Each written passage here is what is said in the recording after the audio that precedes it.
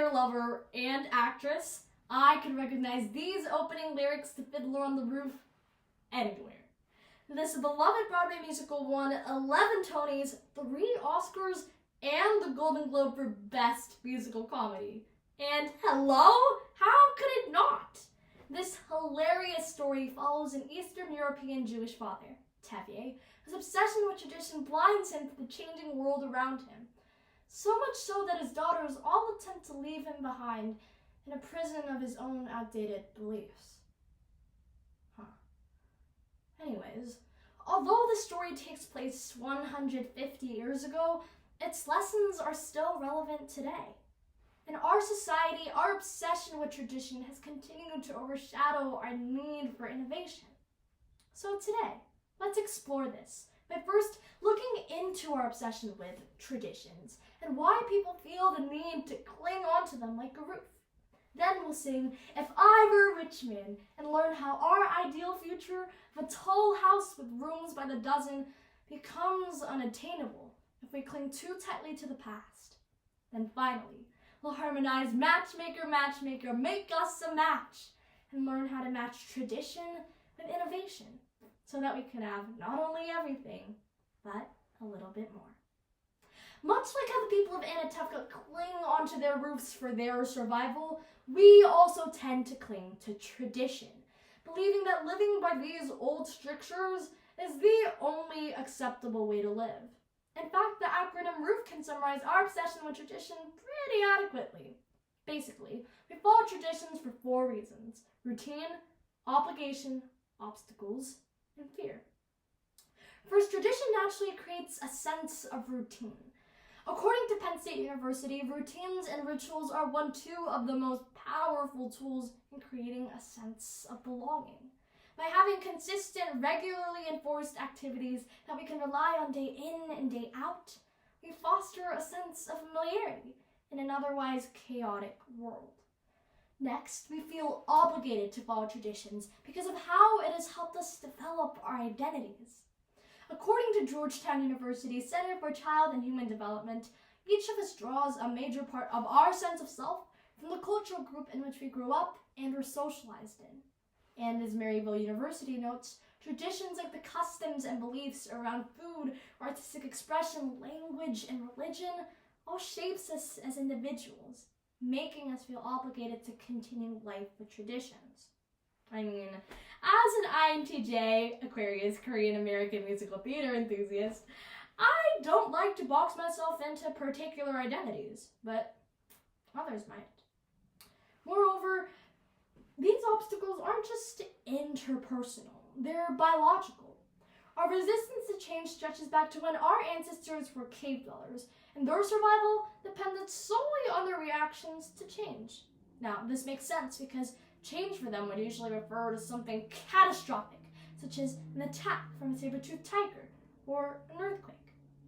However, this fear has been forever imprinted in our brains, particularly the amygdala, which stores and processes our emotions and links them to memories, so that our bodies still treat much smaller day-to-day modern shifts with the same severity. Like last week in class, we switched seats, and I found myself having to engage in conversation with new, different people. My mouth said, "Hi, I'm Irene. Nice to meet you." But my heart rate was screaming danger. Furthermore, we are inherently a loss-aversive species, and as change often signifies losing control over a certain aspect of our lives, we become apprehensive or resistant to the idea of it. In fact, it can take up to 254 days for a new habit to feel natural. To add context, that's roughly 8 months, which is almost a full year just to wake up a few minutes earlier in the morning. I mean, if it takes nearly a year for an individual to change, imagine how much harder it will be on a mass scale. Throughout Fiddler on the Roof, Tevye learns that tradition isn't all it's cracked up to be.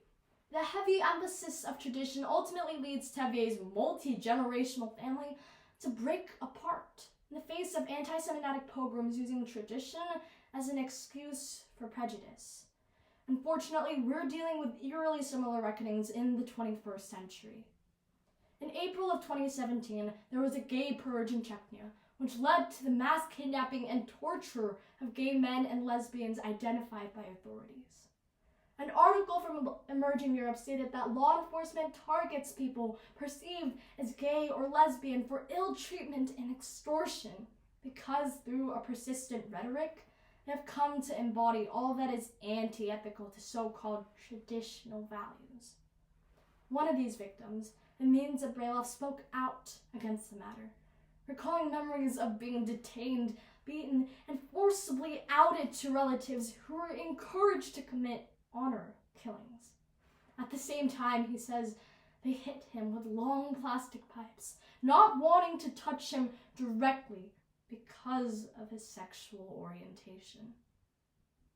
The men delivered electric shocks, and eventually one pulled out a gun, put it into his mouth, and threatened to kill him. No one should suffer for who they are. Yet, in the name of tradition, these cruelties have been justified. Teve once said, if I bend that far, I will break. But in the process of holding on to traditions, he tore himself and his life apart. So the question is holding on to traditions really worth the torment of ourselves and others? Teve might be a tragic figure, but he isn't entirely a stupid one. He told great stories, inspired his community, fought away poverty, married a baddie, and raised 5 kick-ass daughters. We shouldn't ignore his advice entirely. Instead, we must be able to recognize that we will never be able to completely eliminate tradition, but instead we should use it as a foundation for innovation in our daily lives. Now, I know you're going to be wondering, how can we make a match between these two forces? Well, on an industry level, we can promote the cultivation of systems for community-based innovation.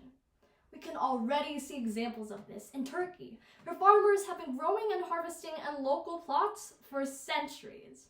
But by employing and cultivating innovations in transportation and agricultural technologies, they have been able to protect the longevity of agrarian traditions and reach even more potential consumers for their traditional goods. And on a more interpersonal level, we can enhance cross-generational communication. According to the University of Michigan, the political orientation of baby boomers clash with those of millennials and Gen Z. And this generational clash is a major contributing cause of political polarization in the U.S. today. I mean, generational divides are not new, but they have been getting worse. Teve nearly disowned his daughter for wanting to marry a Christian. Imagine how he'd handle a couple who'd met on Hinge.